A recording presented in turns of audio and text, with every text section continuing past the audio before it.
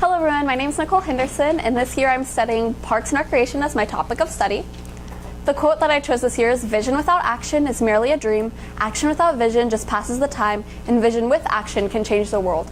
I chose this because I believe vision and action are both two very important elements of Parks and Recreation that I really like to learn how to implement into all the knowledge that I learned this year and how to get the most beneficial outcomes out of different projects that I learned how to do this year. I'll tell you a little bit about myself. I'm a senior this year at Frisco High School. I grew up in Springfield, Missouri. I didn't move to Frisco until halfway through my sophomore year. I was homeschooled until 8th grade. That was my very first year in public school, which was a very big transition for me. And I have two little sisters, Jordan, who's on the right, and she's in 6th grade this year, and Caitlin, who's on the left and in 4th grade this year. Some of my hobbies that I've been currently interested in are learning foreign languages, which I'm studying Mandarin Chinese this year in school. And I've also taken some Spanish classes in the past. And I've also really enjoyed drawing and writing like short stories and poems lately. I work at the Frisco Athletic Center. I started there back in November, and I'll tell you a bit more about that later since it's actually connected to my ISM journey. As I said, my topic of study is Parks and Recreation, and for those of you who are wondering, no, it's not because of the TV show. I get asked that constantly, and that's not really my inspiration for it, though it is a good show and I do enjoy it.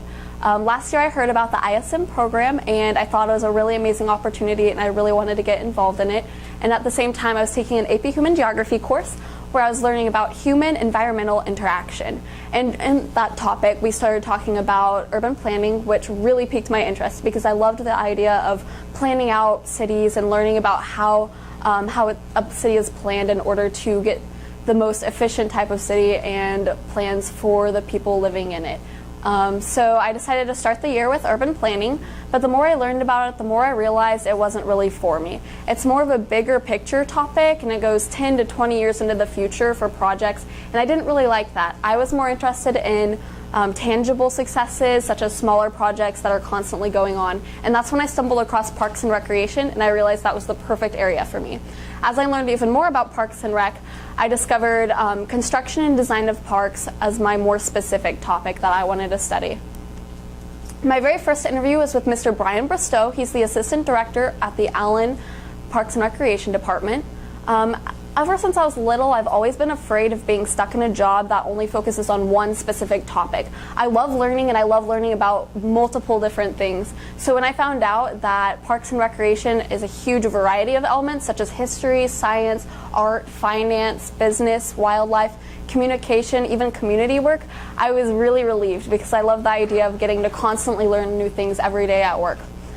I also learned about how there's a very wide range of projects within Parks and Recreation. I thought originally that'd be just a typical park or trail that they do as projects, but in reality they do anything from those traditional parks and trails to sports fields to memorials or even historical sites. Such as last year in Allen, they discovered a dam that no one had known about, and it was very historic, so they started developing a historical landmark for it. They also have to deal with things such as bird population. Last year, in a little residential community in Allen, there's this one flock of birds that settled there and was causing a ton of complaints from the residents because of the smell and the sound and just how dense the population of birds were. So the Parks Department had to send people out there to analyze the movements and the patterns of the birds in order to prevent that from happening next year. So obviously there's a huge range of like what sorts of projects they get to work on, which I find really exciting. And I also learned about how all the staff have very diverse backgrounds. Some of them have graduated with degrees in landscape architecture, finance, business, even education. And with all their different backgrounds, they're able to come together and put in all sorts of knowledge to help solve problems. So I thought that was really great. My second interview was with Mr. Dudley Raymond, and he's the Planning and Business Development Manager for the City of Frisco Parks and Rec Department. His main role is to focus on long-range planning for the parks in Frisco from 2 to 5 years in the future, so that's not too long. It's nothing like the 10 to 20 years for urban planning. He basically has to decide where to place parks and open spaces in the future based off of the residential needs for the future. So he has to take into consideration the demographics of the growing population and who's going to be living there and who's going to be using the parks the most. He also takes part in the process of hiring contractors, which I'll talk more about later. And one of the questions I asked him was what one of the sacrifices were for his job. And he said since he's in a government type role, He earns less respect and less pay in his job than he could if he worked at a private firm for the exact same position. He could be making a lot more money and get a lot more recognition than he currently does, but he chooses to be in the job that he does because he is so passionate about serving his community. He finds it as a really amazing opportunity to actually get to influence the residents and their lives through his work. So I found that very inspirational, since he was just so passionate about helping the community, even though he could be getting a much better profit for himself. The third interview I conducted was with Mr. Rick Wieland, and he's the Parks and Recreation Director for the City of Frisco. His role is centered around management, so he does lots of paperwork and conducts lots of meetings, and because of that, he doesn't really get to visit a lot of project sites, which is kind of unfortunate because he doesn't really get to see firsthand the progress of the projects that are going on. He said he loves his job because of the family atmosphere that's at the department and because of how much team effort all the staff puts in. He said that he's so thankful for having the staff that he does. He gave me a piece of advice, and that advice was to develop knowledge in all three ranges of parks and recreation, which are obviously the parks and recreation side as well as maintenance. Maintenance is less recognized, but it's one of the most important parts in parks and recreation. Without maintenance, the projects that Parks and Recreation create wouldn't be upkept. So lawns wouldn't be mowed, landscaping wouldn't be kept as beautiful as it is, and things wouldn't be cleaned nearly as much without them. So I believe that they really should get more recognition than they currently do, and that they're very, very important for Parks and Recreation. The fourth interview I conducted was with Miss Marcy Jones, and she's the Recreation Service Manager for the City of Frisco. Basically, her job is to oversee different recreational facilities such as the Frisco Athletic Center, the Senior Center, and citywide events like Merry Main Street and the Frosty 5K. She talked about how much she loves her job because of how upbeat it is and how the work environment is very enthusiastic. She was very, very passionate about customer service. She constantly talked about it, and through that you could really see how much she genuinely cared about the people. That's her whole goal in everything that she does, is just to see the people happy and see them smile whenever they come to these events and to these areas. So the advice that she gave me was to look into getting some job experience within the field and also do more research, such as the ISM program. While we did our interview, she actually gave me a tour of the Frisco Athletic Center, which there's a picture of it right there. And while I was there, I got to be introduced to several people on the staff. And she actually inspired me to go and apply for a part-time job there, which I did. And it's funny because the people who interviewed me for the job position recognized me from when I came in and interviewed their boss. So I think that's part of the reason why I actually got my job, is because of that and because they knew about the ISM program through me. So them seeing how passionate I was about this and how much I actually wanted to put in effort to a job in Parks and Recreation really got me the benefit of getting a nice job. Another thing that she said was that it's very important for me to love what I do. If you find what you love, then you're going to enjoy your job 100 times more, and you're going to do a much better job while doing it. So I found her interview very interesting, and it was very inspirational. My fifth interview is with Mr. Kyle LaFernie, and he's the Parks Planning and Capital Projects Superintendent for Frisco. Basically, his job is to be in charge of overseeing the bigger projects, go and do quality control on the projects that are being done, and make sure that they're all going on time and have the best quality possible out of them. He has a very diverse knowledge of construction and design, and he went to school for landscape architecture, which I'd never really heard about before until I started talking to him. His work environment is very much half and half in the office and out on project sites, which really excited me because I love the idea of having that sort of balance in a future job. From him, I learned that a park is 90% made up of landscape architecture, which really blew me away because I'd never heard of landscape architecture before. But I got really interested in it because of Mr. Kyle, and I decided to start studying that a little bit more, looking into that, and I'll talk more about that very soon. Another thing that he told me about that really hit me is that you have to be able to take criticism openly with an open mind and be able to take it in a positive manner.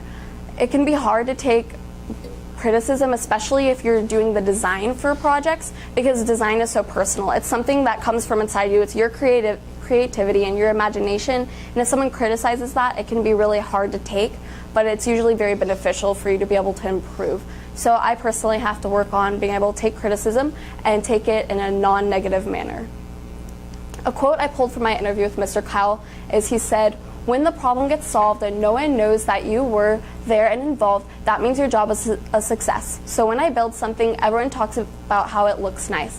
But if it's messed up, they actually try to find who did it so they can have someone fix it. So if no one hears anything, I've done a fantastic job."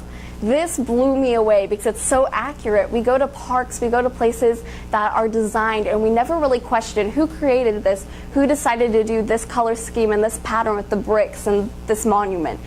We never ask those things unless we see that there's something wrong with it.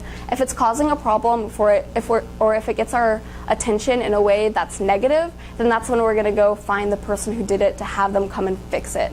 So I really liked the idea of having to do things and make them look very intentional whenever you're doing your job. For my mentorship, I chose Mr. Kyle Laferney because I really felt like we connected, and with his specific position and background, I really felt like that's exactly what I'd be looking for in the future. He studied landscape architecture at the Louisiana State University. He's worked for several private firms, which gave him a lot of experience in all the different areas of landscape architecture.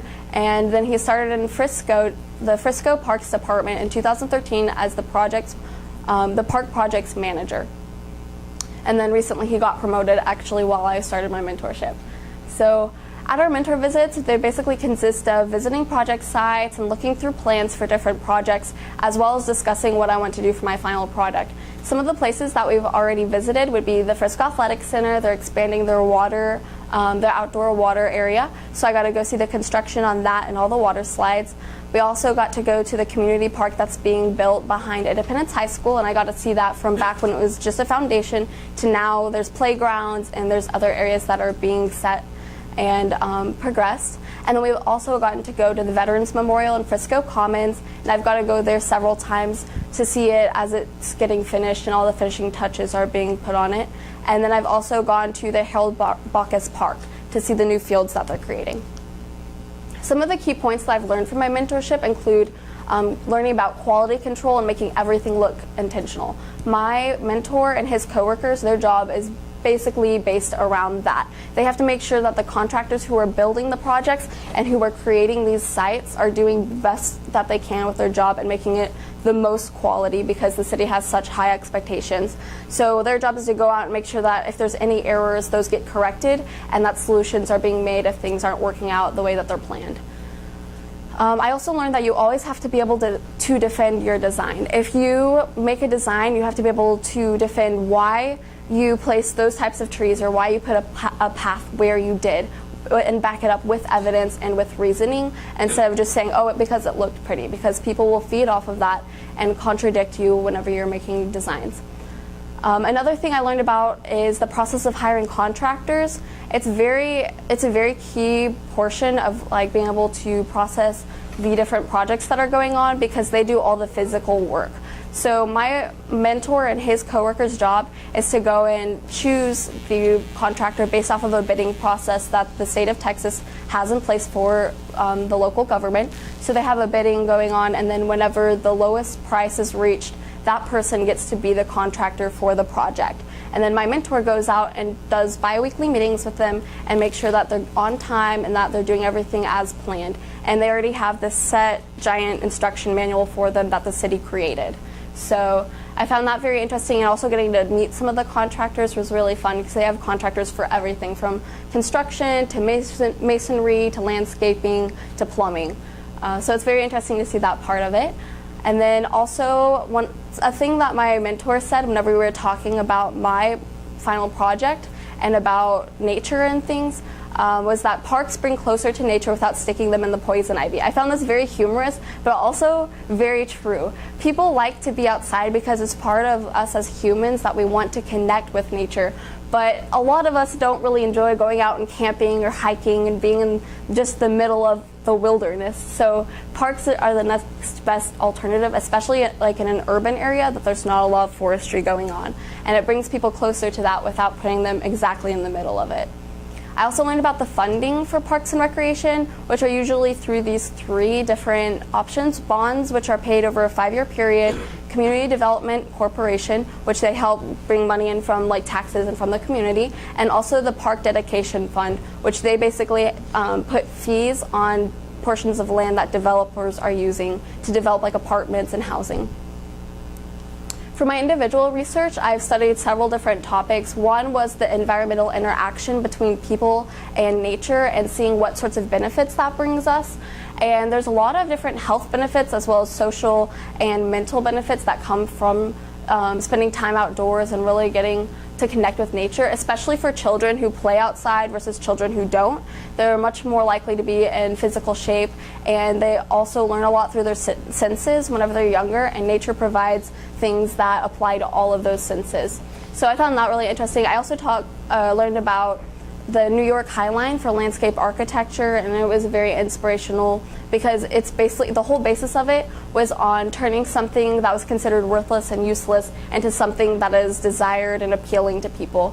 It was basically an abandoned strip of railroad that was raised up above the city, and a lot of people wanted to either demolish it or turn it into parking, but then some other people stepped up and said, hey, why don't we turn this into a public space that has nature in it and that has a place for gathering for people. And that's what it became. And a lot of people come there, whether they be tourists or residents, in a way to get away from all the urban density that's around them.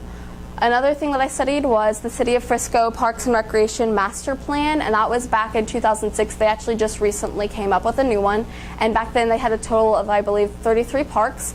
28 of those were neighborhood parks, and then I also listed some of the other things that they had at that time. It's grown a lot since then, and their whole goal as a city is to have at least roughly 10 acres of land that's open space or parks for every 1,000 residents, which right now we're at about 7 to 8 acres.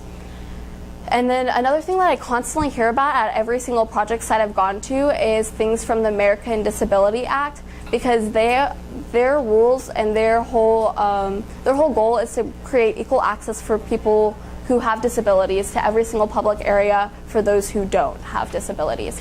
So whenever they're having to create designs for the city, they have to take into consideration these requirements that they must meet. Some of those would be like ramps, handrails, and then sidewalks that are wide enough for wheelchairs to go through, as well as parking lots, and having like van accessible and having loading areas. For my original works, I decided to study what makes a successful park. So my process was I gathered 10 successful parks from the United States, and I kind of analyzed them to see what made them successful and what unique elements each of them held. One of the things I really came across was the fact that it's really difficult to compare one park to another and the level of success, since the scale of success for each individual park is going to be completely different. But the most general type of success that I found is all based off of the level of public use, the community, how much it meets the community's needs and desires, the accessibility, and the diversity of activities that it offers. So if it offers a bunch of activities that appeal to all sorts of age groups and lifestyles of people, then it's going to be much more successful than one that's just focused on one area. And then they also have to take into consideration the demographics of the surrounding community. So if it's mostly young children, they're going to build parks that are more child-friendly, whereas if it's more young adults, they might have more skate parks.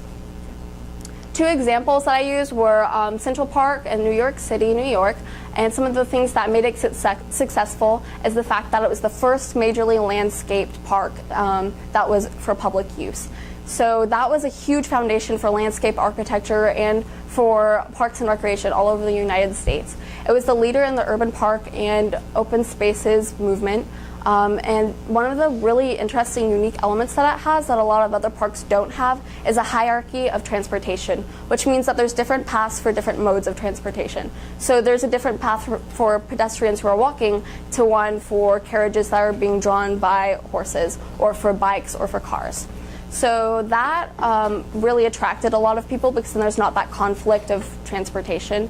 Another thing is that since it's located in such a densely populated urban area, a lot of people are wanting that open space and wanting to get close to nature. And so since that's provided right there, it's meeting the public's needs. Some of the unique elements that it has is, one of the things is that it has 18 gated entrances to the park, and each has its own individual name, which I thought was really neat and cool. And they have a super diverse amount of attractions that attract people. So they have zoos, they have memorials, they have a discovery center that's for education for children and families, and then they have tons of statues and things. Some of the memorials that they have are the Strawberry Fields, which is dedicated to John Lennon. They also have a Shakespeare Garden that was dedicated to Shakespeare. And then they have a bunch of statues that are dedicated to specific historical figures who impacted New York City.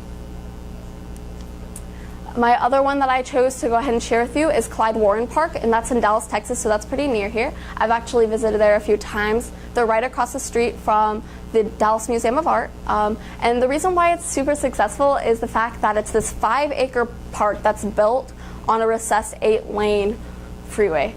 It's insane. Like, people call it this park that was created out of nothing, because literally it was this 8-lane freeway, and then they turned it into this public space that's extremely successful that tons of people are attracted to. And it unites the uptown and the downtown portions of Dallas, so people really enjoy the fact that they can be united and not have to cross some freeway back and forth. So it increased the pedestrian connectivity and socialization, and then it also is very easily accessible both by like feet, by bicycle, by trolley, and by car. Big events are held there for like concerts and things, so that always attracts a lot of people there. And some of the unique elements that it has is it has this atmosphere of having different rooms, so even though it's a very small portion of land, it feels a lot bigger because every portion that you go to feels like a completely different park. I love that about it. It's really interesting because they have like this whole play area for children. They have an open space for activities such as yoga or physical things that people have free programs for. They also have shaded walking paths and a game area for people to come and play chess or to play foosball. So they have all these different things and more that they offer, and that's part of the reason why it's so successful. So that's what I've done so far from ISM, and for the rest of the year I'm going to be focusing on my final product, which I'm going to be designing my own park plans for a piece of land that's across the street from the school. So I look forward to doing that and learning even more about parks and recreation. Thank you for your time.